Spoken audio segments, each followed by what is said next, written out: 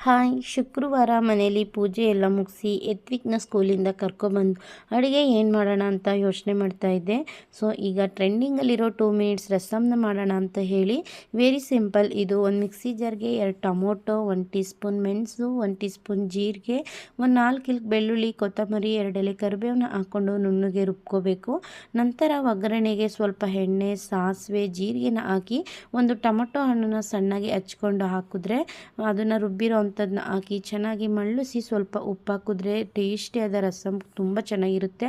ಇದಕ್ಕೆ ಯಾವುದೇ ಆದ ರಸಮ್ ಪೌಡ್ರು ಬೇಕು ಅಂತಲೂ ಏನಿಲ್ಲ, ತುಂಬ ಟೇಸ್ಟಿಯಾಗಿರುತ್ತೆ. ಮತ್ತು ಈ ವೆದರ್ಗೆ ಕೋಲ್ಡ್ ಆಗಿರೋರಿಗೆ, ಕೆಮ್ಮಾಗಿರೋರಿಗೂ ಕೂಡ ಖಾರವಾಗಿ ತುಂಬ ಚೆನ್ನಾಗಿರುತ್ತೆ. ಬಿಸಿ ಅನ್ನದ ಜೊತೆ ಈ ರಸಮ್ನ ಹಾಕ್ಕೊಂಡು ಅದ್ರ ಜೊತೆಗೆ ಸ್ವಲ್ಪ ತುಪ್ಪನ ಹಾಕ್ಕೊಂಡು ಊಟ ಮಾಡ್ತಾಯಿದ್ರೆ ತುಂಬ ಟೇಸ್ಟಿಯಾಗಿರುತ್ತೆ.